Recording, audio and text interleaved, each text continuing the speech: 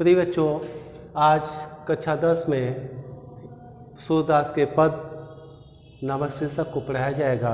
चौथा पद है, अपनी सब गाय चरैया मैया अपनी सब गाय चरैयों, प्रातः होत बल के संग जइयों, तेरे कहे न रहियों, ग्वाल बाल सबही गायन के भीतर नैको डर नहीं लागत, आज न सो नंद दुहाई रहत रहोगे जागत, और ग्वाल सब गाय चरैया मैं घर बैठे रहियो, सूर्य श्याम तुम सोई रही अब प्रात जान में दहियो।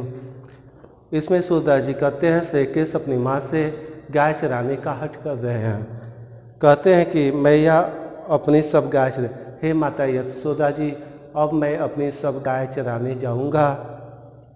प्रात होत बल के संग जइयो, प्रातः काल बलराम भैया के साथ गाय चराने चला जाऊंगा। तेरे कहने रहियो, आपके रोकने पर भी हम रुकने वाले नहीं हैं। ग्वाल बाल गायन के भीतर नैको डर नहीं लागत। कहते हैं ग्वाल बाल और गायों के साथ मुझे किसी प्रकार का डर नहीं लगता है। आज न सो नंद दुहाई रहते रहो जागत, आज मैं नंद बाबा की सौगंध खाकर कहता हूँ कि आज रात में मैं सोने वाला नहीं हूँ। और ग्वाल सब गाय चरैया मैं घर बैठे रहिया, और सभी ग्वाल बाल गाय चराने चले जाएंगे, मैं अकेले घर पर रुकने वाला नहीं हूँ। सूर्य श्याम तुम सोई रहो अब प्रात जान में दहियो। माता यशोदा जी से कहती हैं कि हे पुत्र श्रीकृष्ण अब सो जाओ, प्रातः काल तुम्हें गाय चराने के लिए भेज दूंगी। और इसका काव्य सौंदर्य है भाषा ब्रज, छंद पद, गुण माधुर, सब शक्ति अभिधा, अलंकार अनुप्रास, रस वात्सल। अगला पद है बेटा, पद 5वां है, वह मैया हो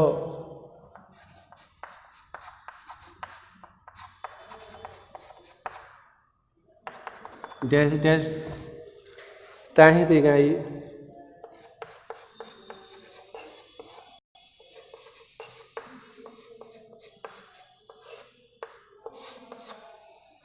यह 5वां पद है। इसमें श्रीकृष्ण गाय चराने गए और संपूर्ण ग्वाल बाल श्रीकृष्ण के ही द्वारा गाय को गिरवाते हैं, जिससे अब वह गाय चराने नहीं जाएंगे। माता यशोदा जी से कहते हैं कि मैया हो न गाय चरैया, हे माता यशोदा जी अब मैं अपनी गाय चराने नहीं जाऊंगा। शीघ्र ग्वाल बाल मोसो मेरे पाँव पिराई, शीघ्र ग्वाल बाल घिरावत मोसो, संपूर्ण ग्वाल बाल गायों को मुझसे ही घिरवाते हैं, जिसके कारण मेरे पैर में दर्द हो रहा है।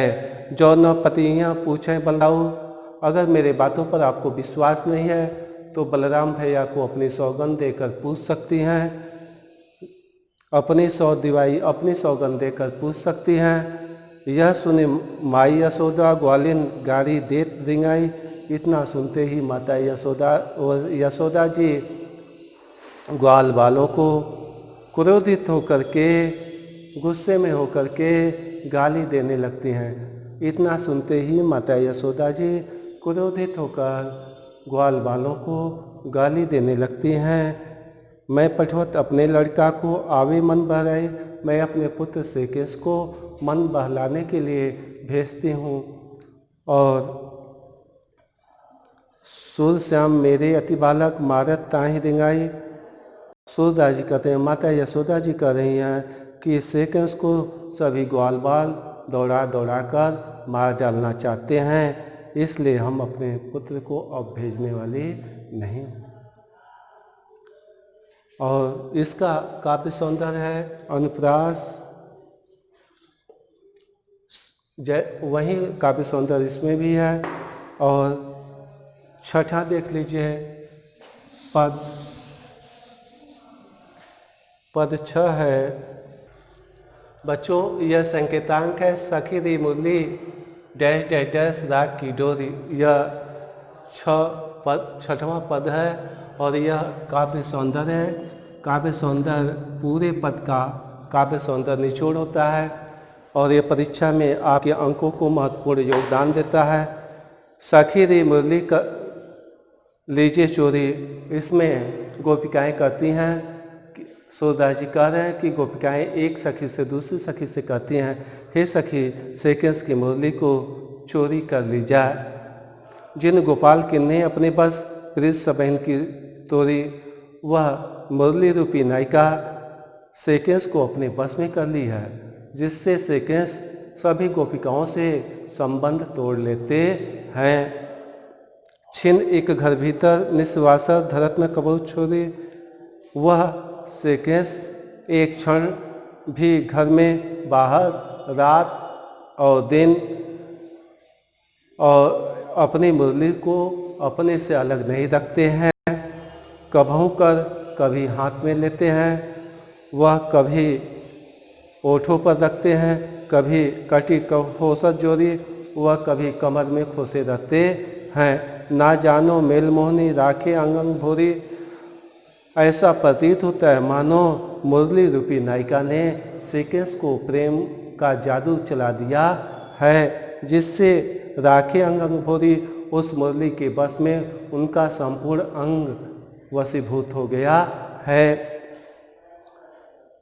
ना जानो कछु मेल मोहने राखे अंगंग भोरी, सूरदास प्रभु को मन सजनी बंधु राख की डोरी।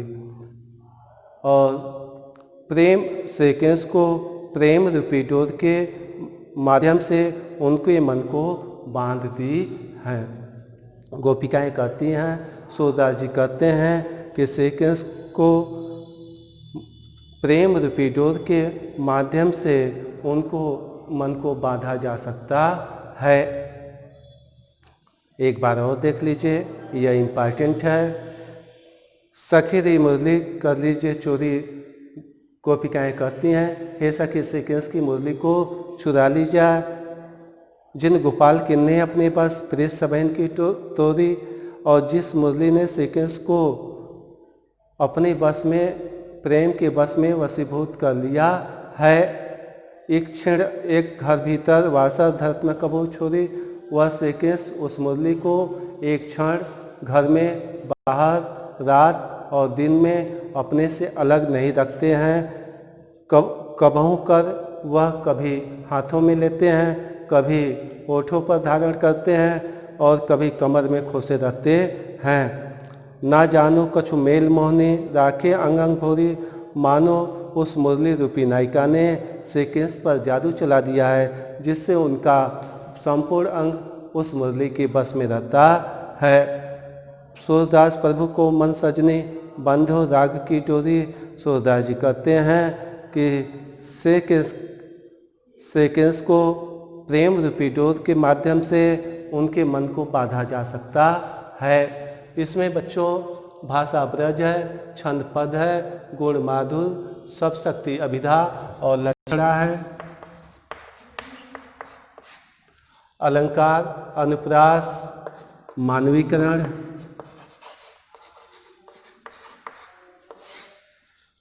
रस, श्रृंगार रस है, रस श्रृंगार रस है।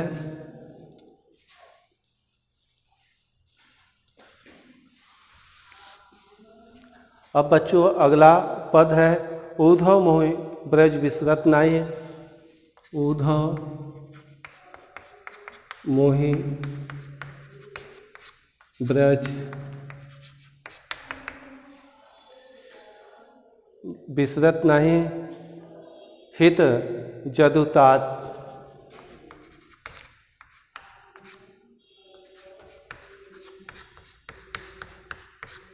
यह पद 7वां है।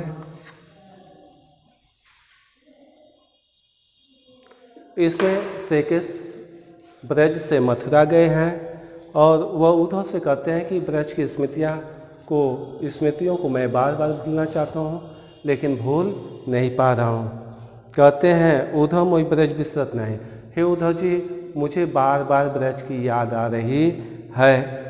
वृंदावन गोकुल वन उपवन सघन कुंज की छाई, प्रात समय माता जसमत अरुनंद देख सुख पावत, माखन रोटी दह्यो सजायो अति हित माख साथ खवावत, गोपी ग्वाल बाल संग खेलत सब दिन हसत सिरार, सूरदास धनि धन ब्रजवासी जिन सो हित यदुतात।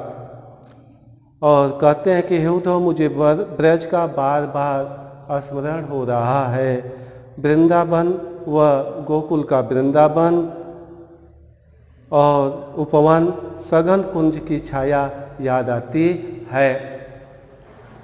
प्रात समय माता यशोदा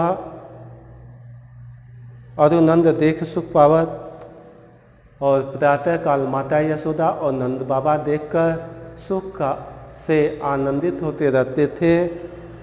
माखन रोटी दह्यो सजायो अति हित साथ खवात, माता यशोदा जी रोटी और माखन दही थाली में सजाकर अत्यंत प्रेम पूर्वक मुझे खिलाती थी।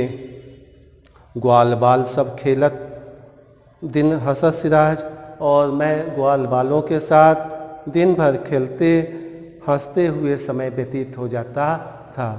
मैं ग्वाल बालों के साथ खेलते और हंसते हुए समय व्यतीत हो जाता था।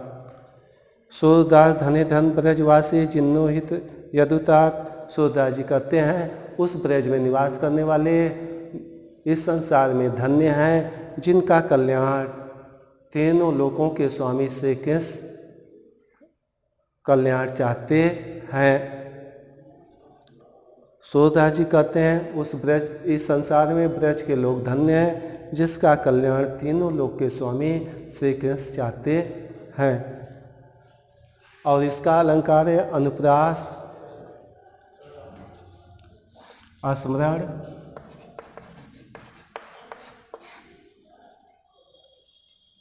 सब शक्ति अभिधा है। भाषा ब्रज, छंद पद, गुण माधुर्य, सब शक्ति अभिधा, अलंकार अनुप्रास, स्मरण, रस, श्रृंगार।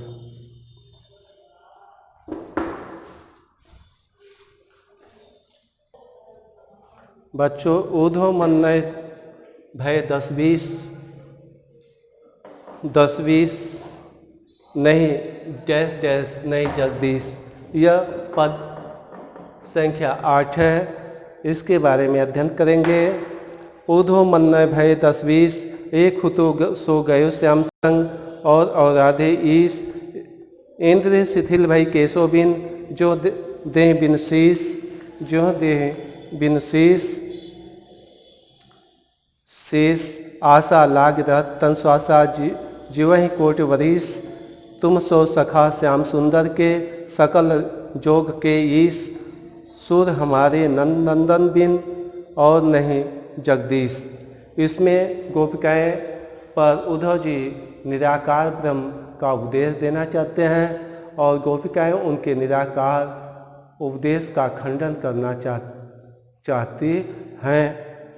ऊधो मोहि ब्रज विसरत, ऊधो मन भय 10-20। सूरदास जी कहते हैं गोपिकाएं उद्धव से कहते हैं हे उद्धव मेरे पास 10 या 20 मन नहीं है, एक हुतो गयो श्याम संग को और राधे ईश। एक मन था जब श्री कृष्ण ब्रज से मथुरा जा रहे थे और वह मन उनके साथ चला गया।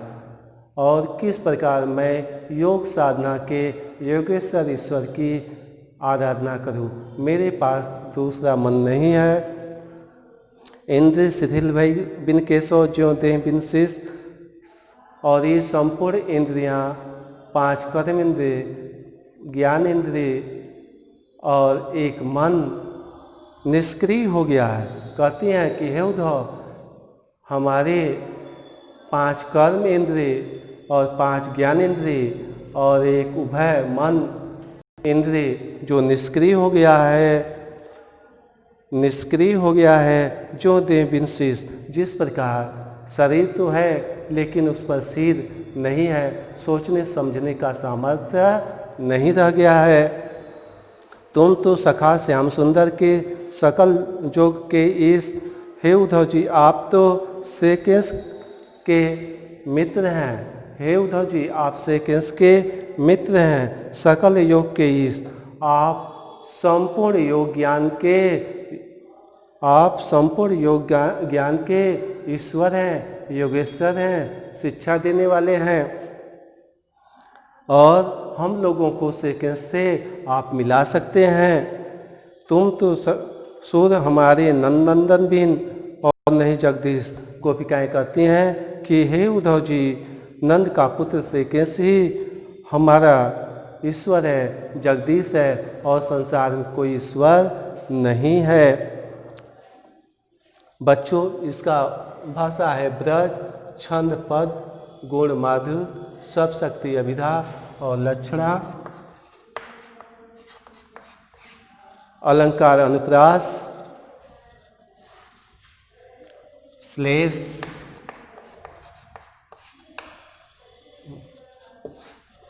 अलंकार, अनुप्रास और श्लेष,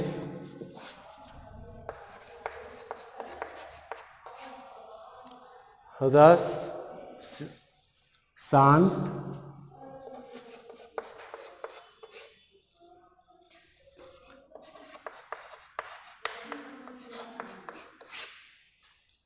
इसमें तुम तो सखा श्याम सुंदर के सकल योग के इस योग का दो अर्थ है, एक योग साधना के ईश्वर और एक है श्री कृष्ण के मिलाने के लिए, इसलिए इसमें श्लेष अलंकार है और इस पद में अनुप्रास अलंकार है। इस प्रकार बच्चों, आज इतना, और इसको पढ़कर, सुनकर, देखकर नोट्स लिख लीजिएगा। पिछले कक्षाओं में 3 और आज 5 वीडियो भेज रहा हूँ, और देववाणी यूट्यूब पर चैनल पर आप सब्सक्राइब कीजिएगा, क्योंकि जो वीडियो बनेगा आपके पास स्वतः आपके यूट्यूब पर पहुंच जाएगा। और धन्यवाद।